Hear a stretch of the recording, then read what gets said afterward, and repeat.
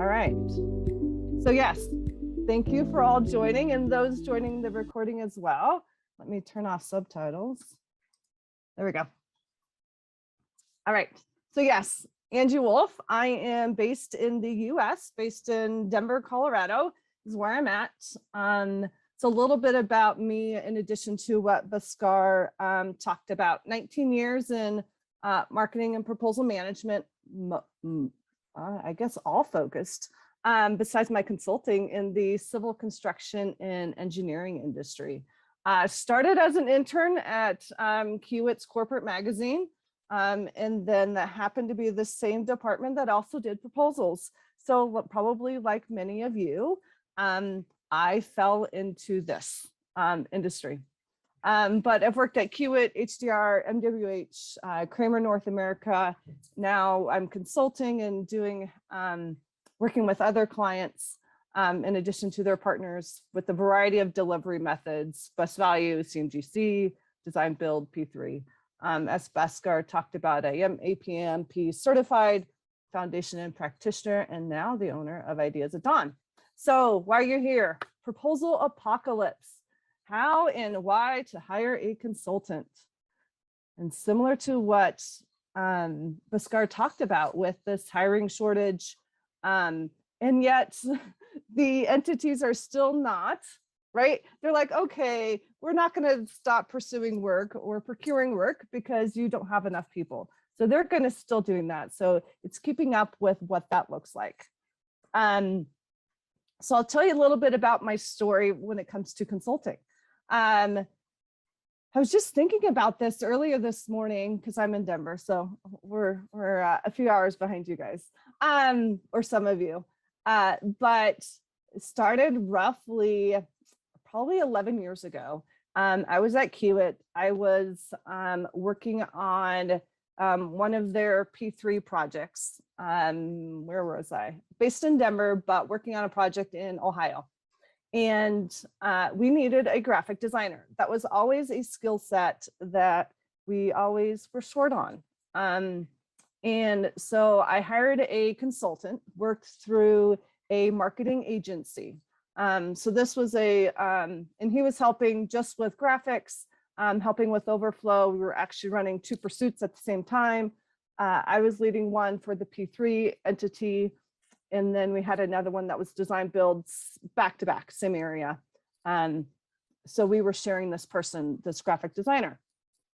And this person was an absolute rock star. I actually consult with him now. And we actually continued with him, not as a consultant, through another a legal litigation project that we were working on, and then eventually brought him on. So that in that case, my history there is we went to an agency, told them what we wanted, went through the interview process, and I picked a person. I got really lucky, in all honesty, that this person was an absolute rock star. But I didn't know what I wanted and what type of person to hire. So that was 10 years ago, roughly. How many years later? Probably about 5 years later, I was a proposal manager at Kramer, and they did not have graphic designers. So it was it's a smaller firm, regional here in the US, and I was the sole proposal manager. And graphics is not my skill set. I know that. I won't even fake it.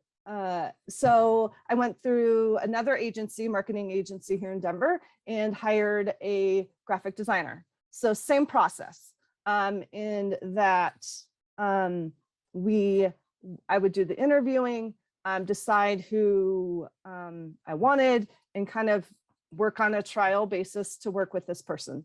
I also at the same time hired another proposal consultant. She was someone I had worked with at Kiewit and hired her. So although I've worked with consultants, it was never honestly even a concept in my brain to be a consultant.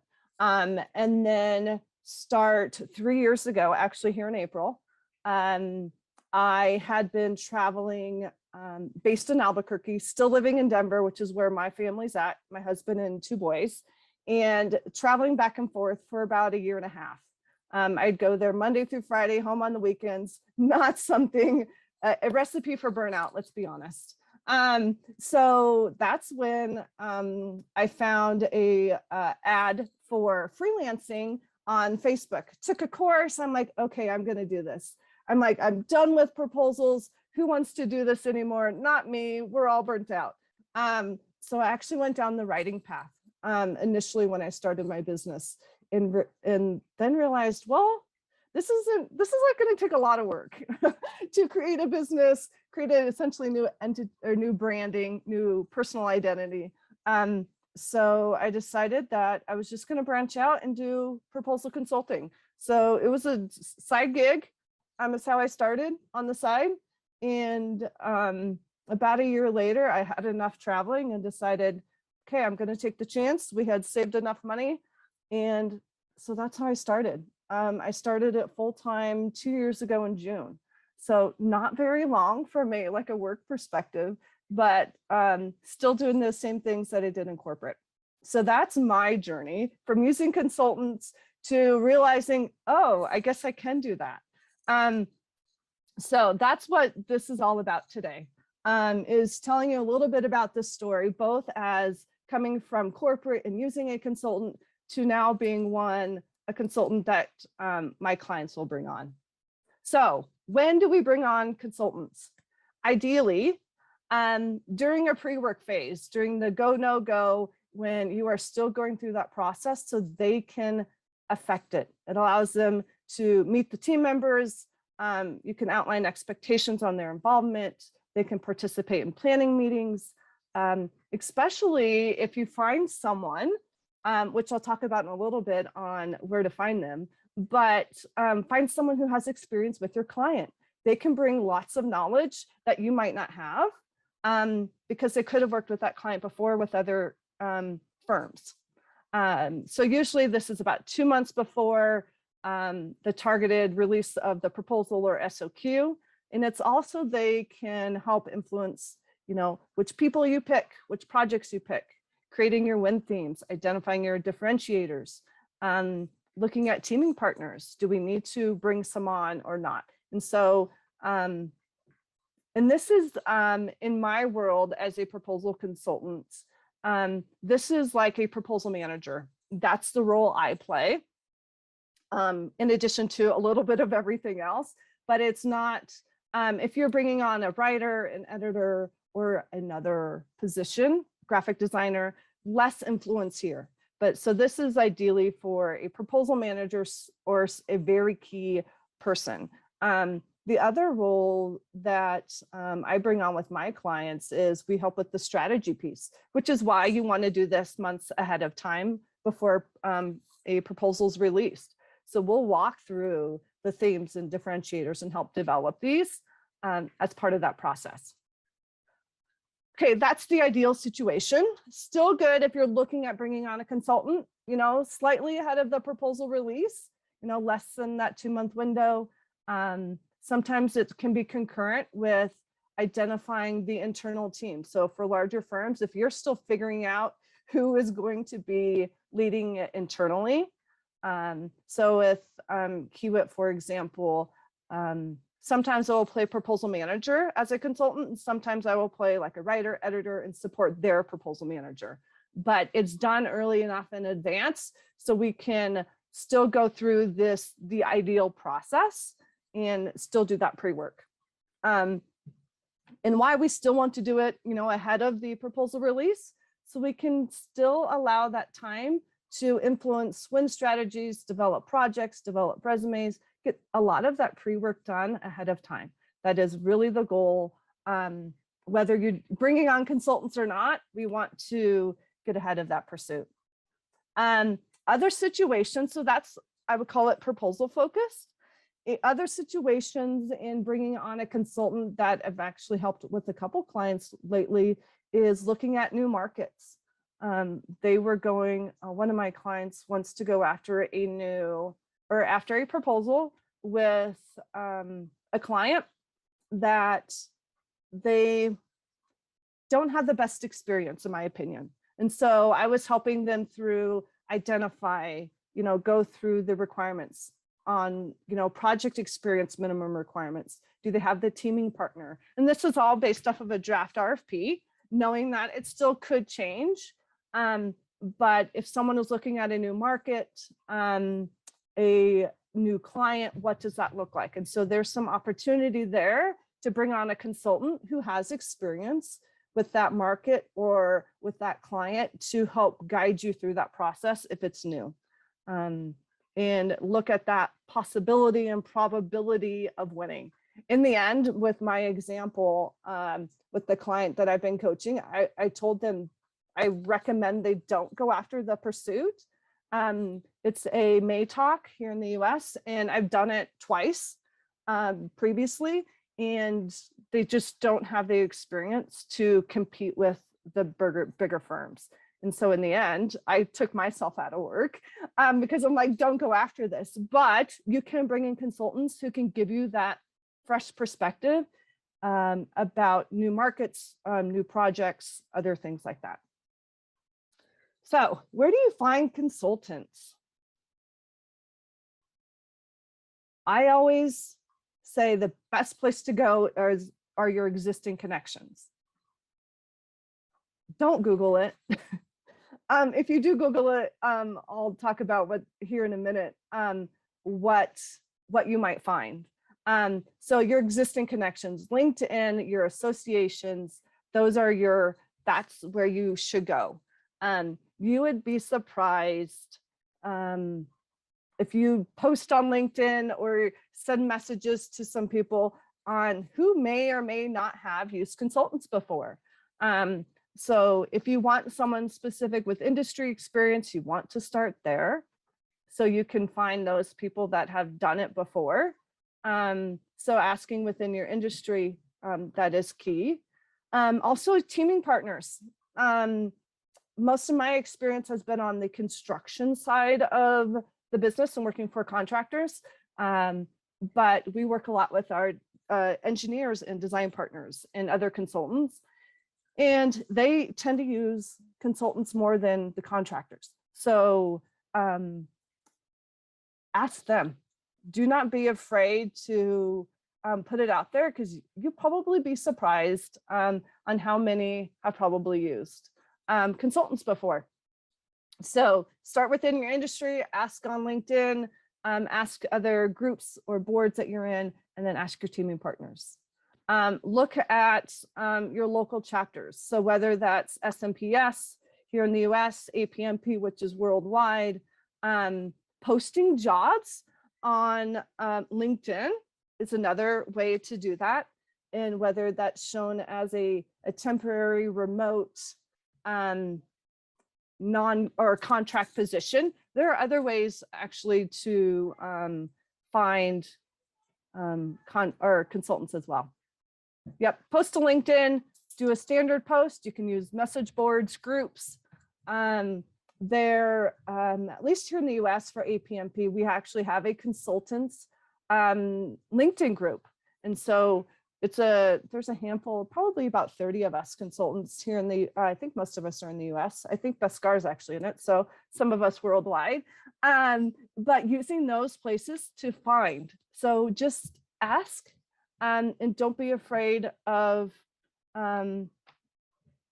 not asking questions and feeling stupid, because in the end, you're not stupid. So this is where I would start. Start with your connections. You will have the best success here. But making sure you find the right fit. So your best bet is that power of networking. Freelance boards. These would be what I consider like Fiverr, Upwork. Those are the two that are the most common, where if someone asks you on trying to find a consultant from a proposal perspective, they might send you there.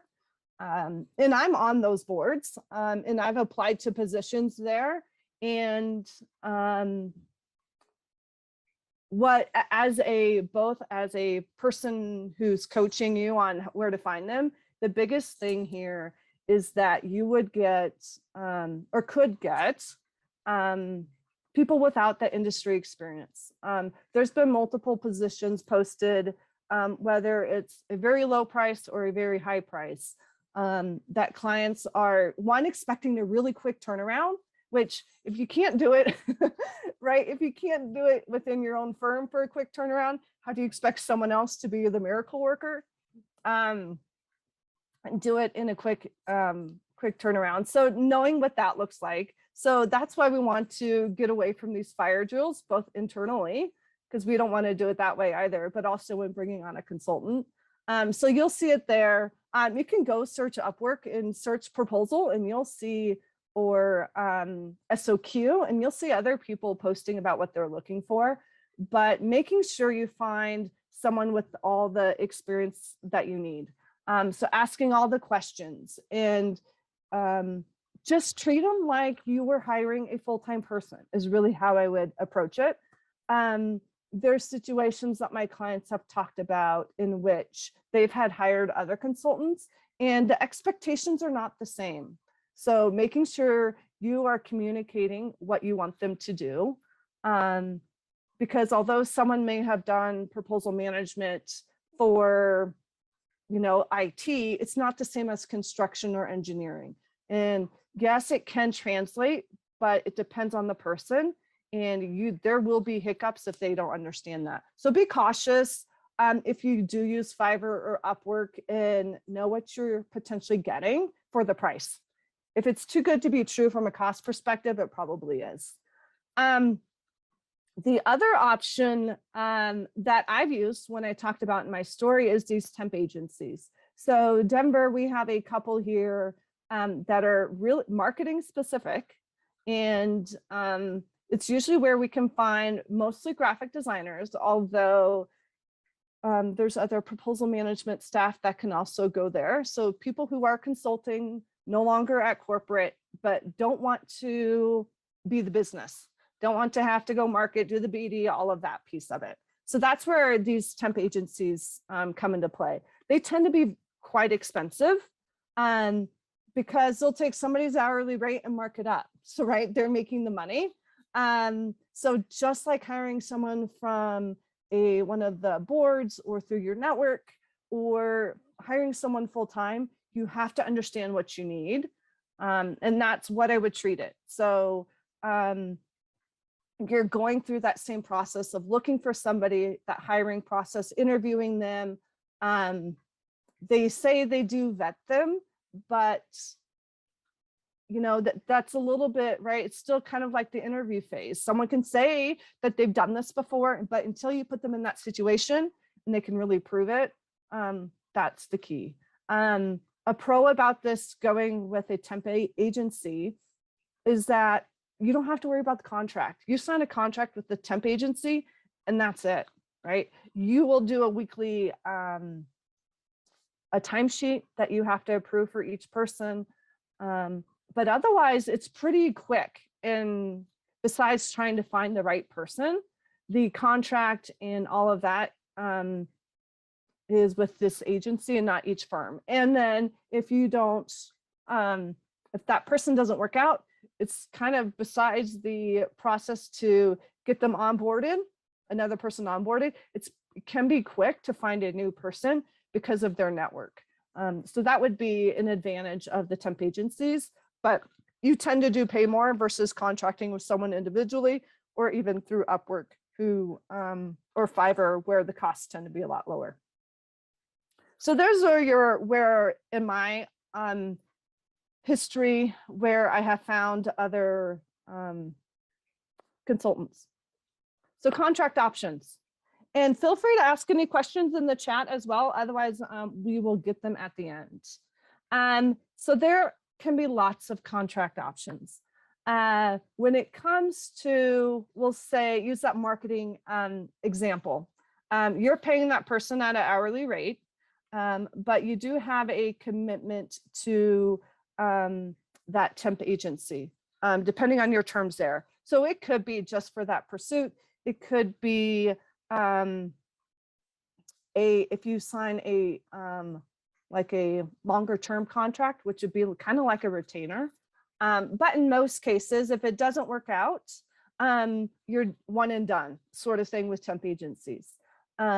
So for Upwork, for example, with that situation, you would be paying them someone, it's two options there. You can be a lump sum price and it can be an hourly rate. In most cases with Upwork, it can be either. And with them, you pay a person as they go. So very similar to bringing on a consultant, in that whether they're billing you monthly or weekly or however that looks like, or at the end. Those are kind of the two options for that are most common. Obviously, right, just like with our clients, the risk shifts.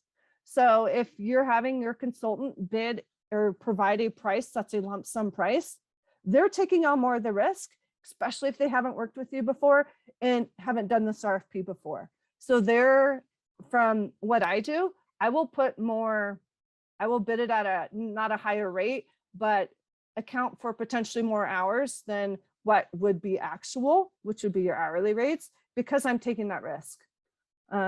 So similar to our clients, lump sum is for me riskier. Hourly rates, or T&M, time and materials, is less risk, except it's more unknown to the clients or to whoever's hiring the consultant.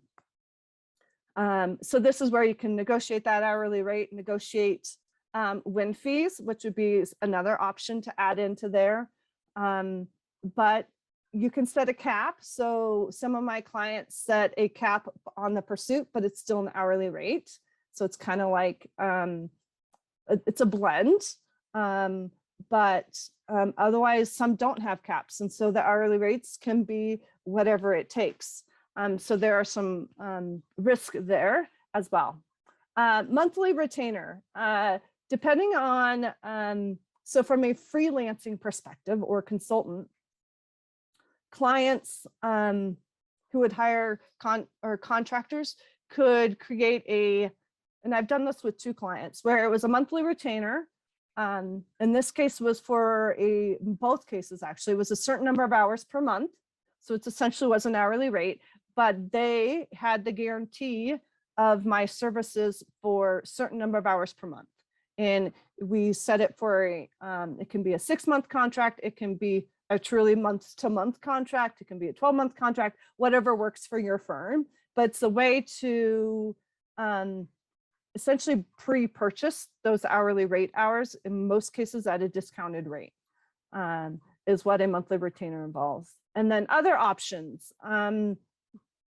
I've done win fees with other clients. What else have I done? Weekly rates, daily rates. So whatever works for you in that pursuit, or long-term for that department, if you want to bring on someone more of a ad hoc long-term role, figure out what works for you, because the consultant more than likely is flexible from that perspective. A couple questions.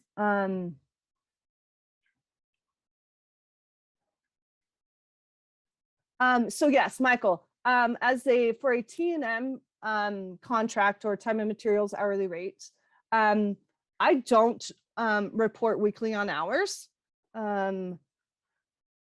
What do I do? It's usually just a monthly thing at the end of the month, but it does depend on the pursuit and how involved someone is from the client side.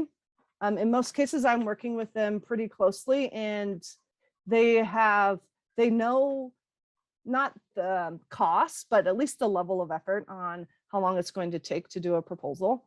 And so, yeah, we haven't had issues with that. There may have been some sticker shock for some in the early days, but that was how big of that was like a 200-page proposal.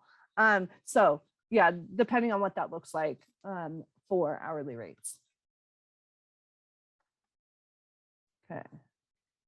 So those are the contract options. So these are more of the payment structure, and but obviously make sure you have the actual contract in place. Make sure you have your NDA in place from a contract perspective, and whether as a firm or as a consultant, whatever that looks like. But both entities should be protecting themselves from that perspective and understand the rights, especially from a graphics perspective. I've had a few graphic designers who aren't used to working in corporate, thinking that they own the rights to the graphics they develop. So making sure that you are getting what you want, even from a contractual perspective as well, in addition to the payment structures. So some best practices on how to incorporate the consultant into your process. It has to start off with trust, and you'll see this again later. But in order to build that trust, start with a smaller pursuit, put them in a different role, whether that's a writer role, a coordinator, editor, supporting the proposal manager, so like an assistant. But that will, especially if you're bringing them in for strategic pursuits, which is where I come in to help my clients. It is not just usually everyday pursuits. These are strategic projects they want to win. And so bringing them in, if you haven't worked with them before, on something smaller, so you understand their processes, they understand you, and you can start to build that trust. Because just like an employee, that is key for everything. So that could involve making sure they participate in those win strategy meetings, the go, no go, to get to know the team and the company. One of my superpowers, I like to say, is going into a situation in a new client, in a new proposal, and getting to know everybody immediately and being able to jive with them and connect them and know the company and know the team. And just being confident enough that I can act like I'm an employee. And that's what I tell my clients, is that treat me as if I'm your employee, because I don't want to be treated any different. And that's also how I, especially with the clients I represent, like I want to be synonymous with them and be very seamless with the internal processes. Obviously, show respect. They are hired to help, but be mindful of how you're treating them.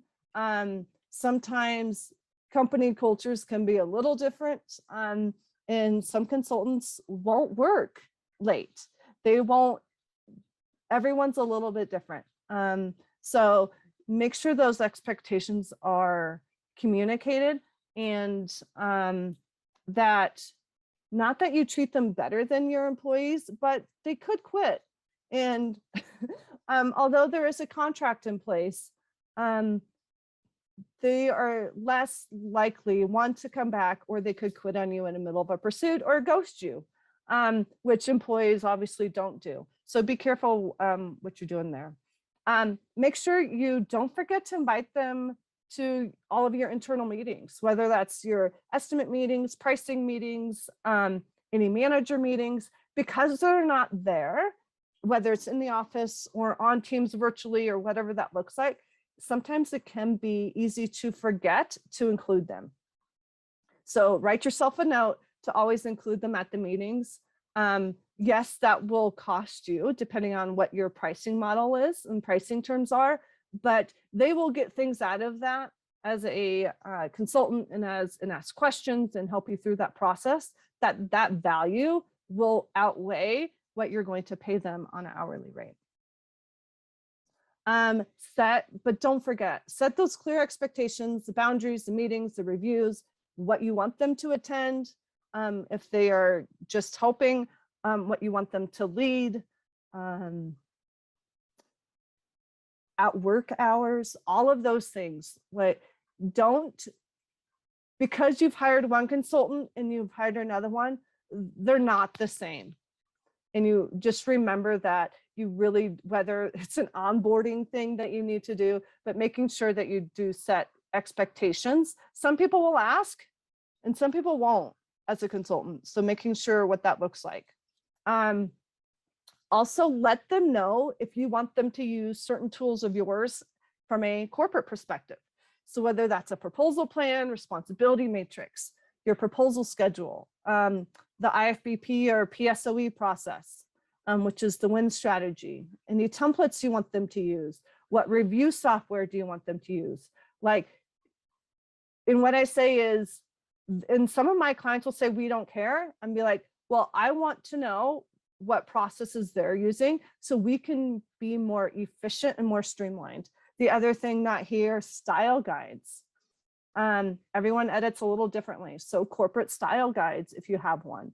The templates, is it a corporate template that you reuse over, or are we creating new ones? If you're creating a new one, what are your favorite colors?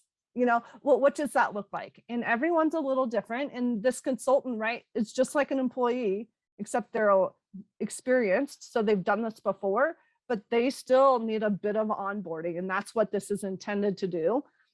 So if you onboard your people internally with certain tools and programs, let them know what you want them to use. And if you don't have a preference, then they'll use what they want or what they have, but be aware that it could be different.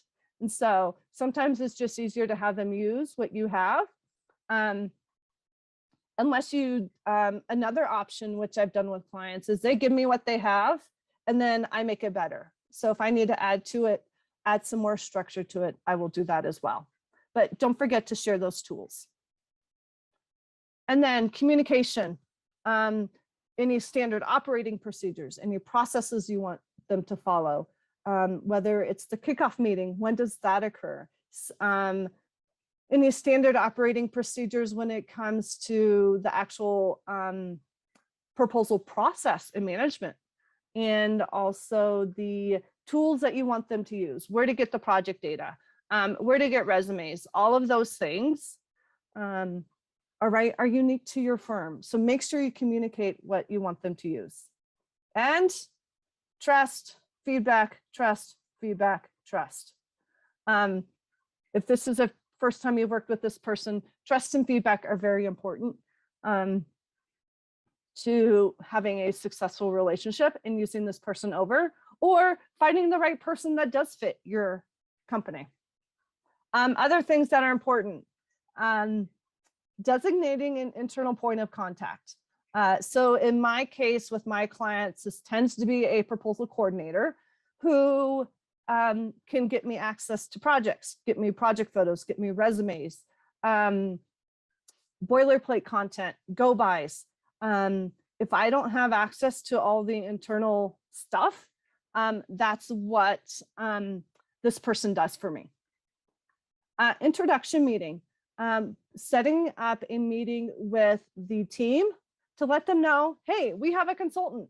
They're going to be doing this and vice versa. And doing this before the proposal starts off is going to be much more efficient versus throwing them headfirst into a proposal, which is why when we talk about when to bring them on, this is important. So you can get some of those hiccups out of the way. Server access, whether that's Teams, depending on where your projects is, or project information is, SharePoint, whether it really is a server, depending on how long you're going to have this consultant, but be aware that unless you have identified this internal point of contact, server access and getting the data and information is going to be critical to their success, which is critical to your success. So making sure you do something there from that perspective. And then having information that's readily available. So if you're already going after you know what proposal they're going to be on, having that internal, either marketing person, proposal person, admin, somebody have information and start gathering it for them.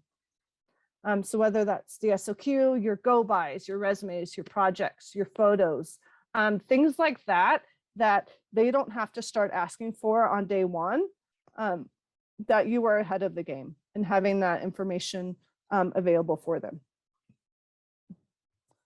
Because in the end, consultants, understand your owner's needs, can ask all the questions for for it to be a success, setting clear expectations, but not every consultant can do everything. And understanding that although we may market ourselves as proposal consultants and proposal managers, not everyone's the same, just like not employees are the same as well. Years within the industry do matter, and then treat them like yours. I always tell my clients, treat me like I am one of your employees. I don't want to be treated any differently. And that's something I tell my clients. And I want it to be seamless, which is why I tell them that.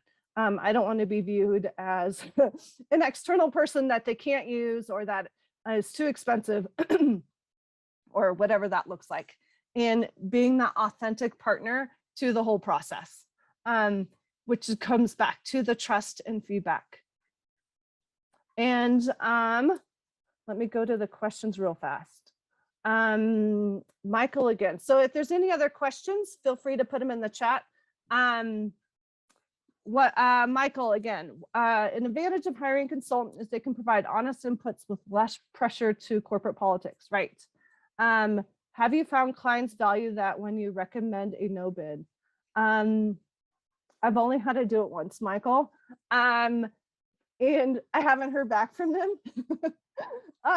But from a true no bid, or giving an opinion of a unbiased opinion, yes, for sure. They do value that. One of my clients, we were doing interview prep, and they're like, okay, they asked me, okay, give us honest feedback. And is I think one of the big reasons why some clients will hire consultants. They want, if it's a very strategic pursuit, they want someone to give honest opinions without fear, right? Like you said, of speaking the truth, without, bending to corporate politics and they're your boss type of thing. So yes, that has been a success. And in being able to, they want it, at least for me, they want that honesty and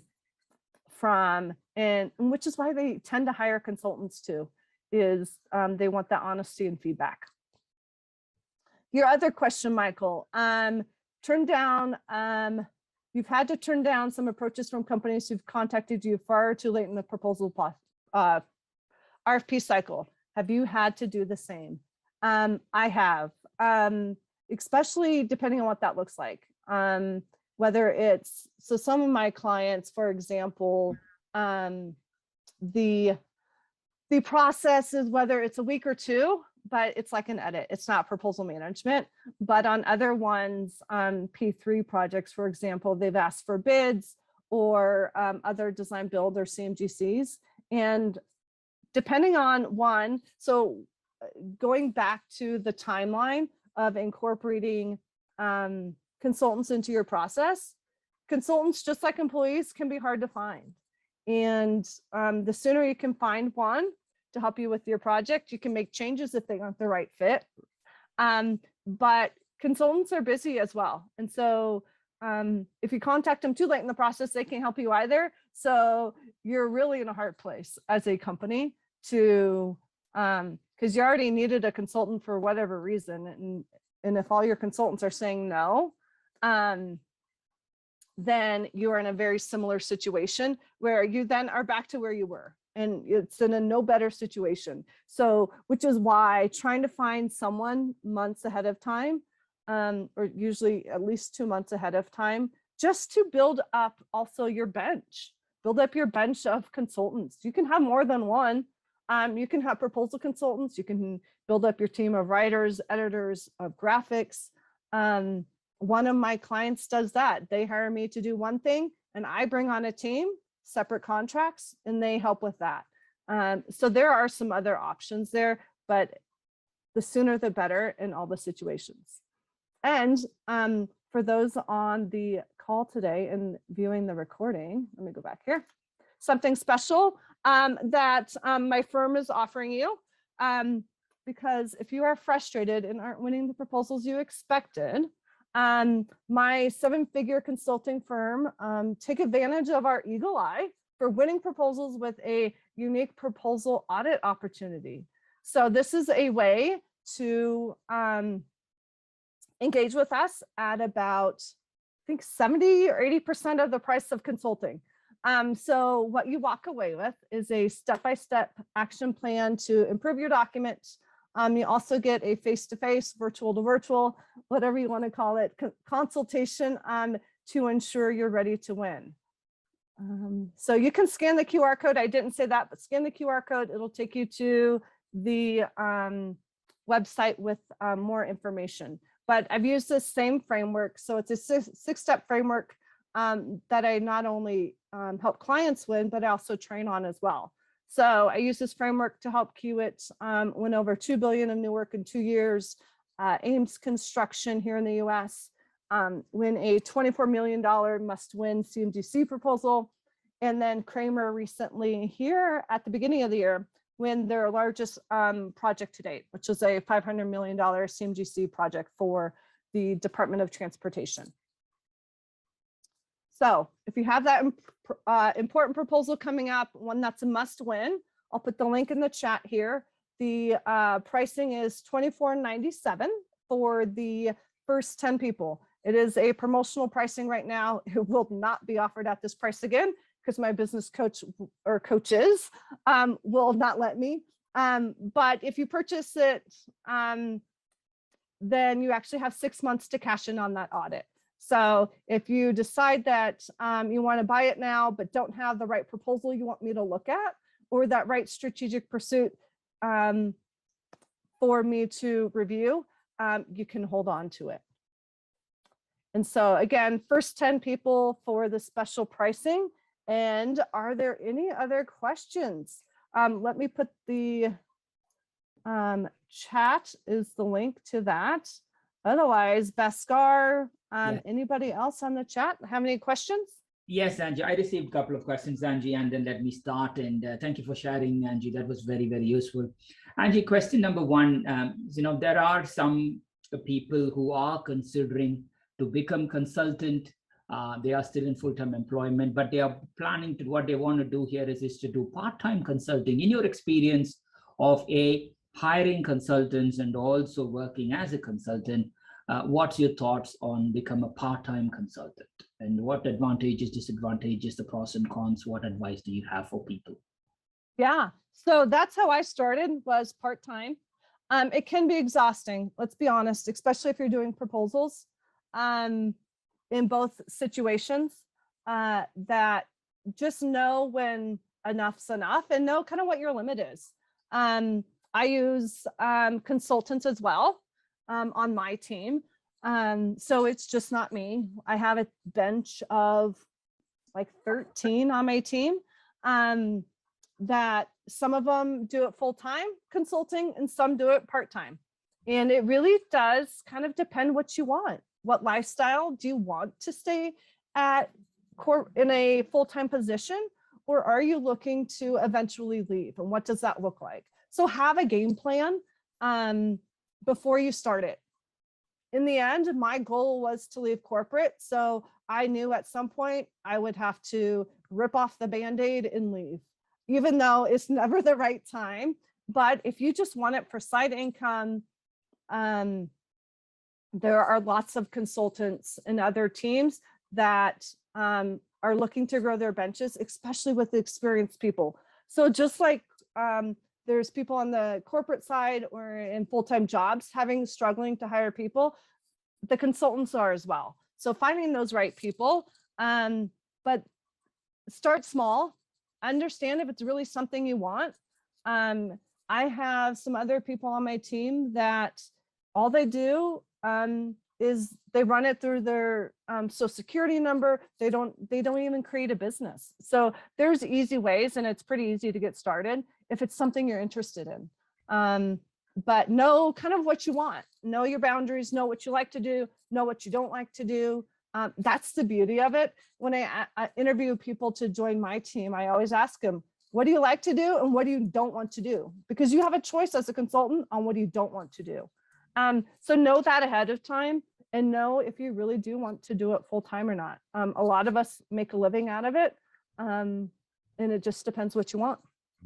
Thank you, Angie. That was useful. Again, I'll leave the attendees to drop your messages on your experiences of a hiring consultant or working as a consultant, and let the chat flow on that. The second question, Angie, is sometimes, when you are hiring a consultant for the very first time, your mind always goes into, okay, let me go and hire another full-time proposal manager, or do I go and hire a proposal consultant?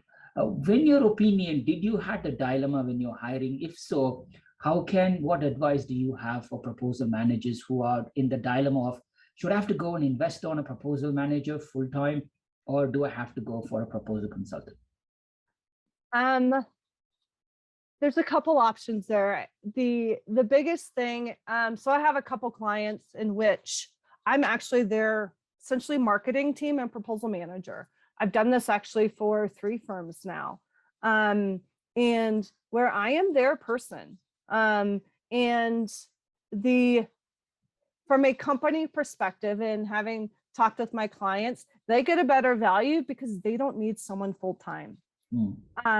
And really understanding your needs. Are you doing a pursuit once a quarter that is 3 weeks long? Or are you needing someone and doing pursuits, from a marketing perspective, doing enough each month that it pays to bring someone on full-time? In the end, bringing someone on full-time, even when you add benefits and everything else that goes with that, will probably be cheaper than hiring a consultant. If you're hiring a consultant that's that, I won't say cheap, at that low of a cost, you're probably getting what you pay for. So really understand, and they could. So I've also had consultants, not me, but other consultants I've worked with or hired, who get hired by their firm that they're working for. So they will eventually hire them. So there are some options there as a company on what that looks like, but really understanding the workload. Because if your intent is to hire a consultant full-time, or have a consultant work full-time, you'll want to do more of a monthly retainer price or a different pricing model to get a better deal from a company perspective. Because if you're giving them guaranteed hours, they should give you a discounted rate. So really understanding what that looks like if you want a consultant and don't want to bring on someone full-time. But there are a few options there, Bhaskar. Thank you, Angie. That was very useful. Angie, I think another question that came up on this one is, halfway through, like as you rightly said, sometimes consultants come and then they say they can do it, and you are in a hurry, so you don't have time. So you hired somebody whom you thought, they can do the job. 2-3 days later, they weren't able to deliver the job. They left or they ghosted. Is there any kind of, as you talked about due diligence and other things, as a proposal manager, sometimes you don't have time for these things. What advice would you give them on the first 2 days of the new person joining? For me, it's really the onboarding. So just like a new employee, where is everything at? Also understand, and you can ask them, they might not tell you, but understand their workload. Do they have 5 other pursuits going on at the same time? And communicate those expectations. No, you can't expect them to be available full-time unless you're going to pay them that, but understand expectations and let them know, or communicate your expectations that, whether you want them on site. I've been on site for my clients. I've been virtual. I will travel for them. But what does that look like in setting up expectations before you even sign the contract?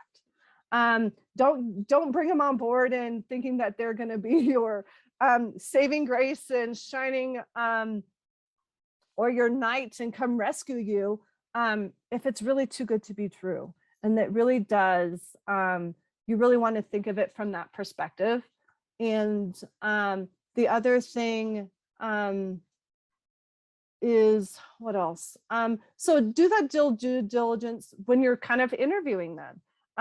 I will go through an interview phase essentially with my clients. Not all of them will bring me on, whether in my case, it's usually from a price perspective, but understand who they are and what their capabilities are and what they can provide before you bring them on. So ideally, when they come on board and they've ghosted you, there's a big problem. Like either they just were not truthful with you because they shouldn't have ghosted you. But that first 2 or 3 days, getting them set up with everything that we talked about, whether it's those templates, those go-bys, communicating your expectations, giving them someone internally to work with. That can be the pursuit leader to the estimator to a proposal person, but somebody that they can go inside your company and be like, okay, I need this, and being responsive to that. What else? Those are the big things. Hopefully you fix that, or those expectations are clear beforehand. The other thing is having a level of trust, right? You have to have that level of trust to start off with in the beginning. But if they are sick, it's like, let us know, like communicate with us. An example actually that came up, I was at my physical therapist a couple days ago, and they were interviewing somebody, and he texted her multiple times. She's like, yeah, I'll get back to you. Essentially ghosted them. And she texted them back yesterday saying, hey, I was at the hospital with my uncle. Sorry, I didn't get back to you. Well, she had multiple opportunities. It takes 5-10 seconds to send a text, to send an email, but understand and let them know that yes, things will happen. Just communicate, and just being open to that, and making sure they understand that if something happens in your personal life, just like an employee, we need to know so we can make additional plans. It's not going to look bad on them, but life happens. And making sure, like, in setting that expectation up front when you bring them on board. The other thing I didn't talk about is billing. Like, what are your expectations there? And Michael talked about it in one of his Q&A, but do you expect weekly reports? Do you expect an itemized timesheet at the end of the month when they bill, and what that looks like as well? Because you don't want to get to the end of the month and they're like, oh, sorry, I don't do that. Or, you know what I mean? So making sure a lot of those expectations are communicated up front. And if you don't know, ask, post it on LinkedIn. There are plenty of consultants out there that'll help you, or other people who have hired to help you through this process. So it is the onboarding for you, if you're new to this, or even your consultant, they can help you with that, and ask them. I'm sure you are not, ideally, you're not their first client either, because most of us have done this as a side gig and then figured it out if we're doing it full time. So they have lots of lessons learned as well, and ask them for their advice, depending on what that looks like for you. Perfect. Thank you, Angie. I think Yes. that was very useful. So let's officially enter the Scribble Quest. The 3 questions from the webinar, because this is slightly more practical webinar. I'm just going to ask how attentive you are. Yes. So let's just go. So the very first question, just was a fun part. In the first few slides, Angie had a colorful photo where she said where to find consultants, and she had professional network. If we look carefully, there were 2 analog phones on the side. There were 2 colors, obviously. Can you tell me what color phones were there? Even if you pick up one color, that's fine.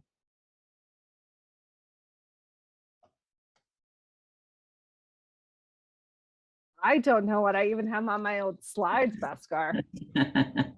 Let's see. Obviously, there is only limited colors, and there were 2 phones on the side in the professional network thing. Just guess. It's fine. Yeah, it's yellow, blue, or orange. Anyone else want to try? Just go for it. Yeah. Yeah, let's say Roshni had yellow, blue, orange. Yeah, it's red and blue. Red and blue. Red and blue. So thank you for I trying. forgot the red. Give it to you. Others, again, this was a technical slide because this is where things get right or things get wrong, because sometimes, yeah, let me get to the question. There were 4 contract terms option that Angie gave. Can you name 3 out of 4? Because whether you're working as a consultant, whether you're planning to hire a consultant, I think this is where things break down. What do you think are the, out of the 4 options, can you name at least 3?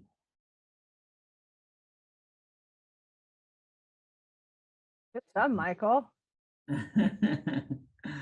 Let's see. Yes, Michael. Let's wait for a few more. I think I'm waiting for the exact terminology, Michael. Okay. Exact terminology, Michael.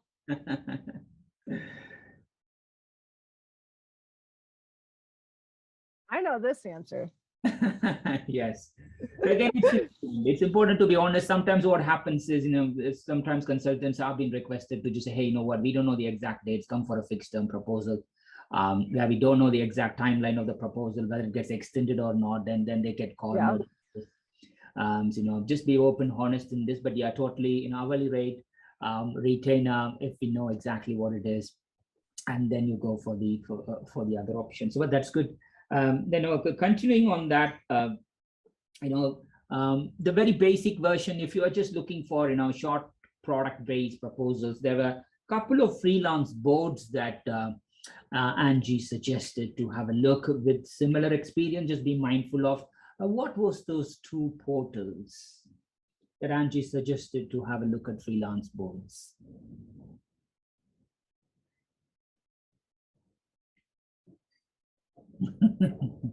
Anybody remember? Anyone? Sorry, I know we have crossed a little bit of this time, so just go for it. If you haven't used, yeah, it's Upwork and Fiverr, because yes, it's very good for short-term, one-off, hourly rate type of a thing. But professionally, I wouldn't, as Angie mentioned, I wouldn't recommend that, because it's important to get to know somebody whom you know, and always start with the connections and the recommendations, as Angie pointed out. That's good. The last point is, I think, let me make it. There were 2 motorbikes in the starting off sections. Did you notice the number in those motorbikes? What was the number? That's a good question. Starting off, okay, this is what you need to do. There were 2 motorbikes. If whoever gets this, guys, I'll give you a free APMP certification. You have full access to our portal. This is hard one. I'm going to take a guess. I'm sure it's a 2-digit number. Well, maybe not. Right. Okay. I know this is a hard one. I think the numbers were definitely, I would not, if I so, yeah, Roshni, it was the numbers that were on the 2 motorbikes. What were the numbers on those? It was what was it? Start of which section? It was starting off section. Yeah. So there was numbers on those dirt bikes, motorbikes. Don't worry. I think, there were 2 motorbikes, small and big, 269.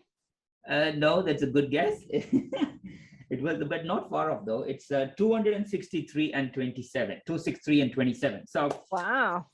Formally ends it. Thank you, Roshni. Thank you, Michael, for trying. And again, others, it could have been slightly edgy here, but experiment it. Hiring consultant is not a bad thing, especially in where I am from in UK. Culturally, people don't, whereas in US it's much more.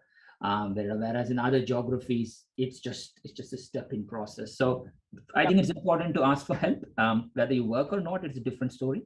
But we'll send you the slides and the presentation in the next 48 hours. As you know, the next, and if there is any question, please do utilize Angie's, follow up with Angie, drop your note and discuss any needs with her. Definitely that will be of great help. And primarily, that ends this week's Office Hours webinar. Next week, we will be moving next week webinar to Monday, the week after. It's 18th of April. Pleased to host Roshni. We will be talking about how to capture your audience with the best first impression. That's the next week's webinar. But because it's half term here, we are moving it into the 18th of April. Please to join in. It's Monday. Then we are back again every week from there on the Thursday. So that's it. So the slides, webinars will be available on demand, and the related resources will be emailed out in the next 48 hours. So thank you so much, Angie, for your time. Yes, thank you. I'll see you very soon. And thank you all. If I didn't speak to you next week, have a great Easter halftime break. Ramadan Mubarak to everybody else in the Middle East. And that's it. Thank you all. Thanks so much. Thank you.